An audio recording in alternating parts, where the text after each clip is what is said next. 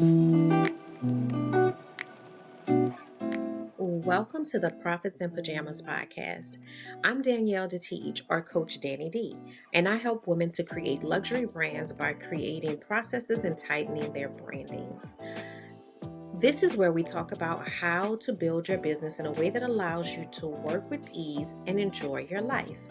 My happy space is spending as much time as humanly possible in my pajamas.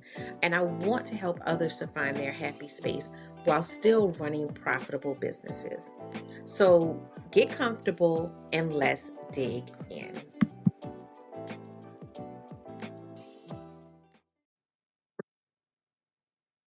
Hello and welcome to the Profits in Pajamas podcast. I am your host, Coach Danni D, here helping women, business owners, professionals to find that space of work-life balance, harmony, however you want to frame that, as well as working through those mindset blocks that are keeping us from stepping fully into our purpose, who we are, and what we're meant to be doing on this earth.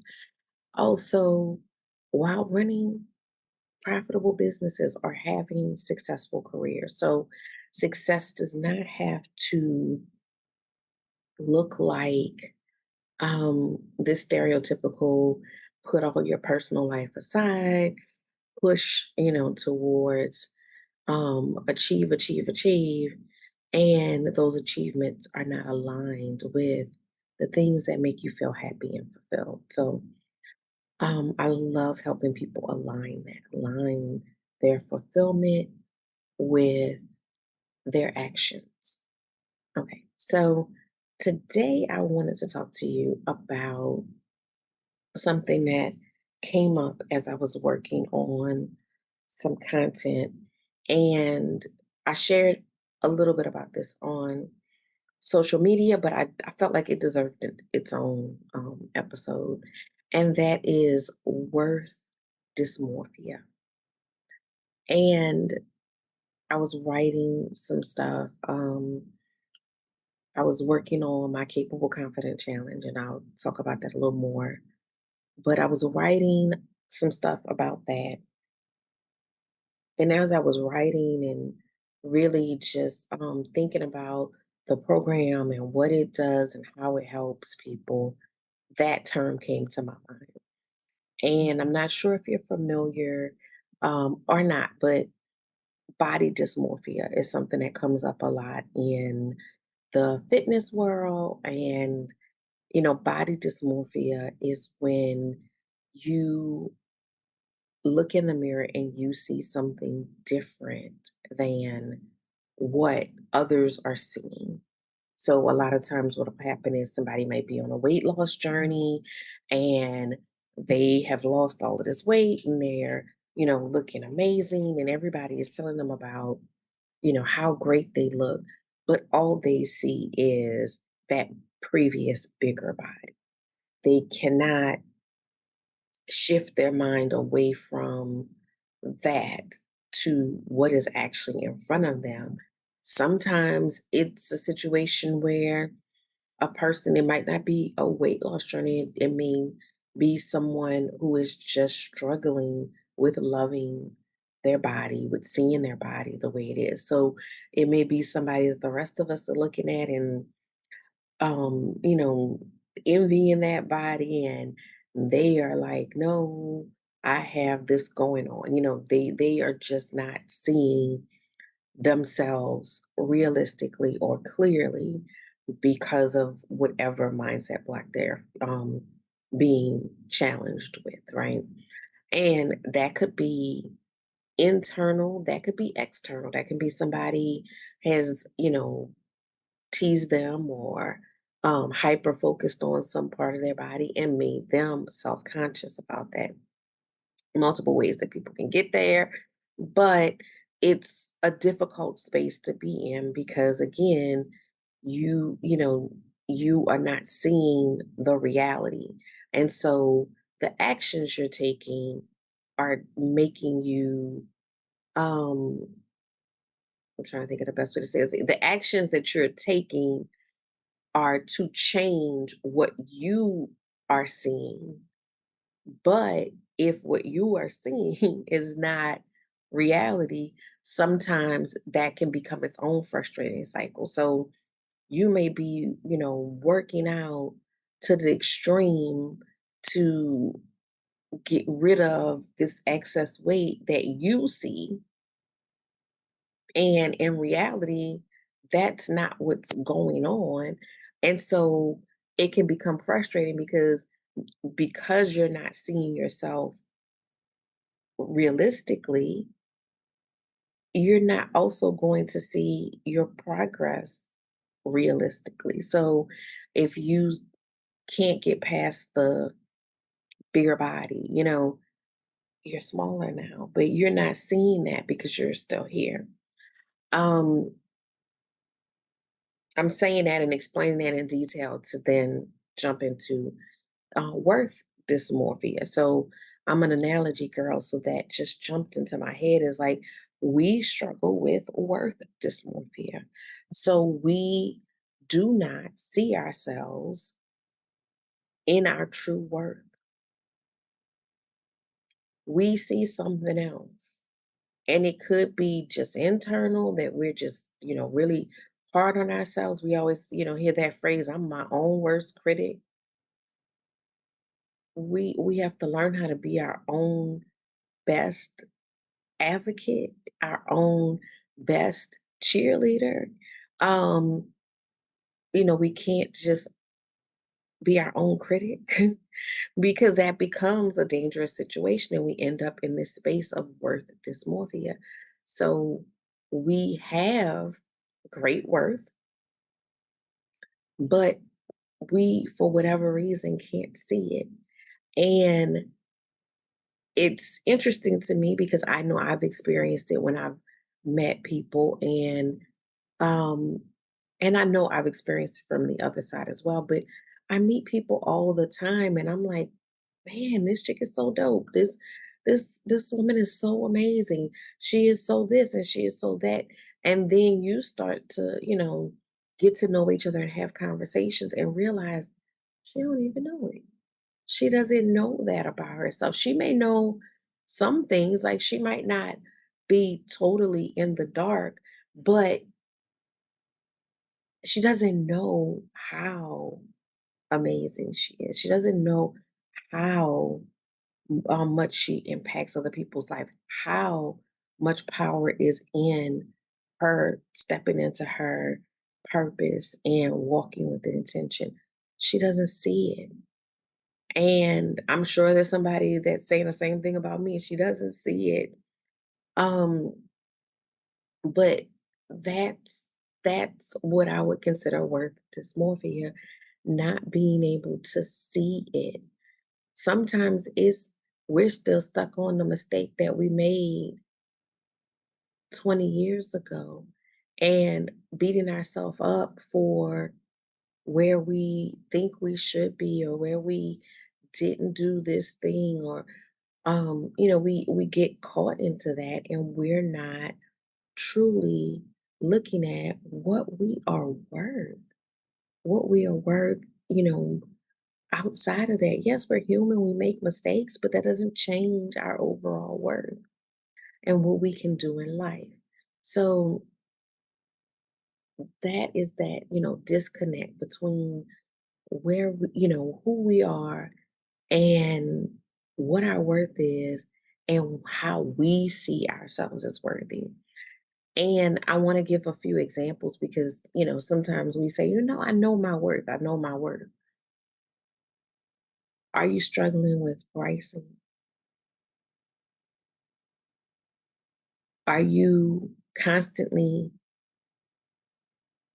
um, bringing down that price? And I'm not saying that everything should be $1 million. That's not my point. I'm not talking about what the price should be. I'm talking about the process of getting to the price. Do you have conversations with yourself like, oh, well, I'm not qualified for this thing? until I fill in the blank. And that blank could be a lot of things. Some people say, well, well, I don't want to pursue being a speaker until I lose weight. It don't have anything to do with speaking. You speak out of your mouth.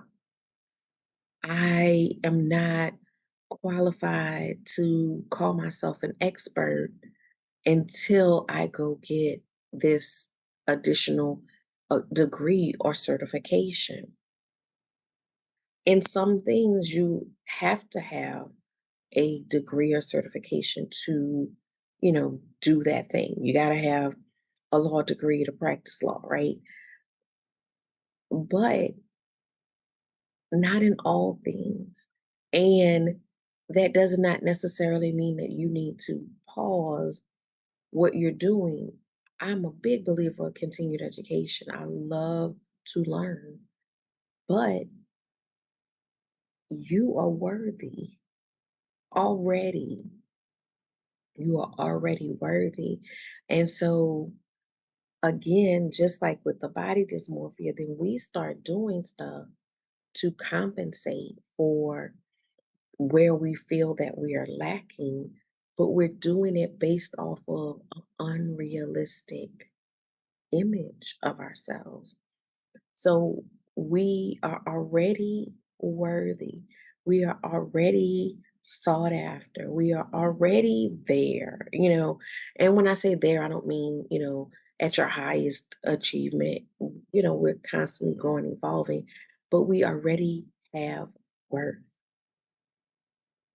And then we talk ourselves out of the pay that we deserve or the price that we deserve.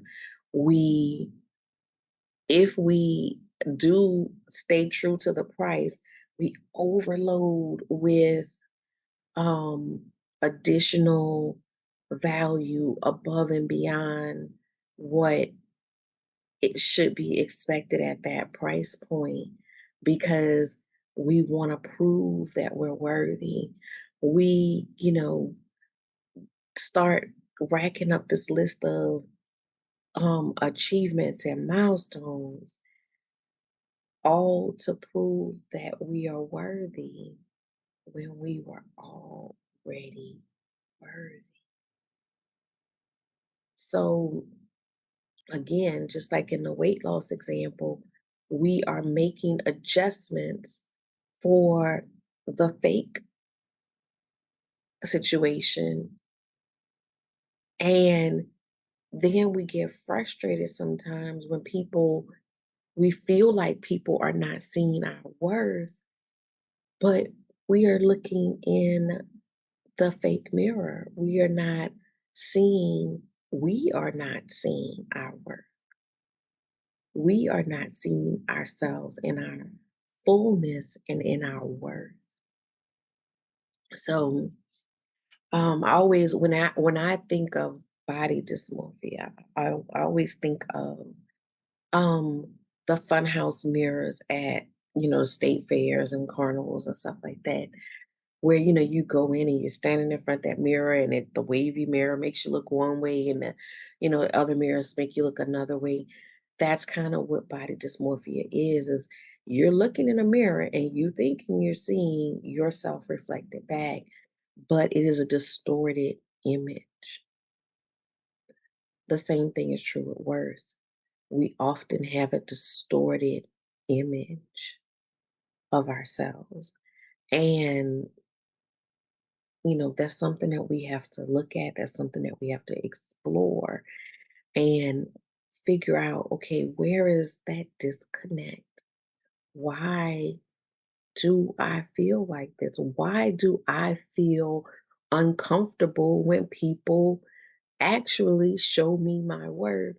When people actually pull up a regular mirror and put it in my face, and I feel uncomfortable stepping into how they see me. So I want you to, spend some time and think about how do the people who love me, and I don't mean, because sometimes you say love you and people automatically think that it has to be, your family, you're this, you're that.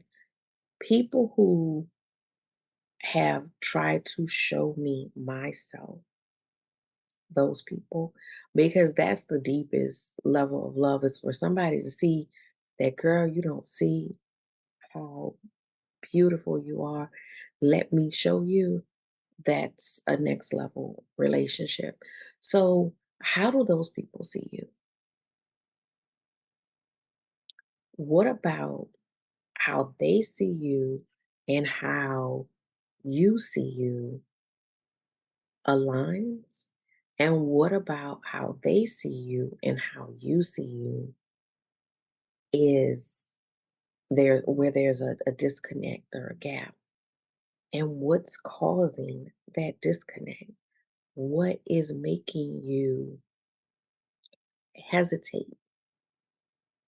Um, what is making you uncomfortable when someone gives you a particular compliment or says something about you? Or what makes you feel like, you know, that that looks good on the hanger, but I don't think it's gonna fit me? What makes you feel like that? What makes you think that that's not for you? That's not who you are. That's not yours.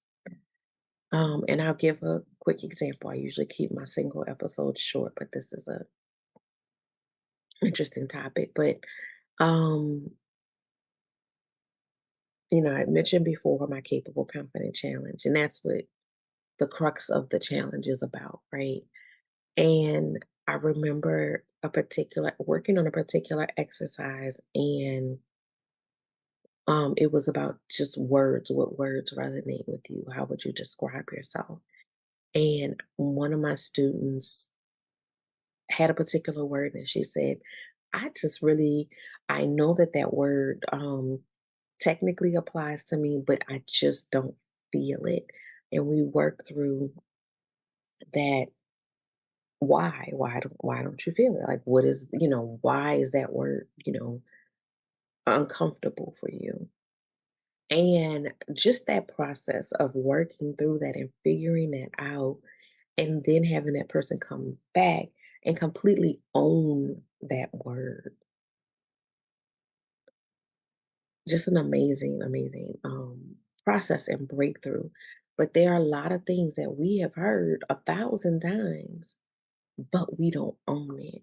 For some reason, we will not, it's like if 20 people bought you the same sweater, but for some reason you refuse to put it on.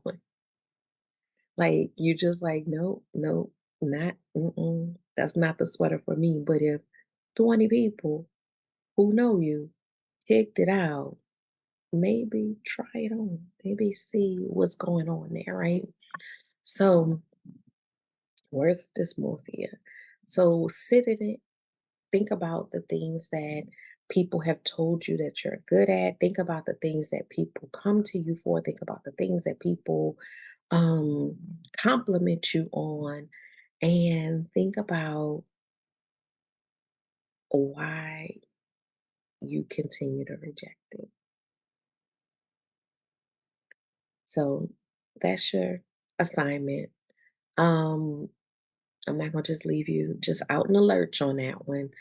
I am currently enrolling in my Capable Confident Challenge, and that is exactly what this challenge is about. So it's really about building that confidence from within and dismantling your imposter syndrome, dismantling that part that is not able to see your worth. And in the process of doing that, of course, we uncover, you know, where is that coming from? How does that trigger you? How is it keeping you from being your fully successful self? And then how can we counteract that? How are we going to build your confident self, that internal confidence that pushes you into, your greatness? How do we turn down the doubt, turn up the confidence and keep you in that confident state. And I love this challenge. This is probably one of my favorite programs that I run. And the reason why I love it is because the outcome is like so beautiful. I love watching my clients then walk different. Like they walk completely different once they come out the other side of this program and they go from that my work is going to speak for myself. I'm going to be in the background. I'm going to, I don't know that I belong in this space. I am admiring other people, but I'm not realizing that they are my peers, right? They go from that space to being so centered and confident and able to walk in their worth. So, if that's something that you are needing, I am enrolling currently in the Capable Confident Challenge. It is transformative. Um, the link will be down in the show notes. I want to see you there. I want to make sure I want to have a full cohort to go through the process. It is self paced, so you can go in your own time, and all of the lessons are done in a way that they are in shorter increments. So you're not having to do a lot in a day. We know we're all busy, but it is self paced. We do have weekly group coaching calls where we work through the stuff. Those coaching calls are where the transformations happen. And it's just an amazing process that I recommend for everyone, especially as you are moving into, new levels of your life. And especially, even if you don't think that you are in a space to level up, you probably are. Because even at the space that you are you fully utilizing where you are? Are you fully walking in your worth and your purpose? So that's what I have for you guys this week. I will see you next week.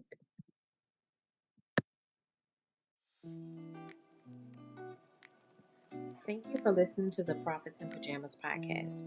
I hope you got some great tips to start working with ease. Want to stay connected? Follow me at Your Workflow on Instagram. For more information about building your luxury brand, register for my upcoming luxury brand workshop at CoachDanniD.com.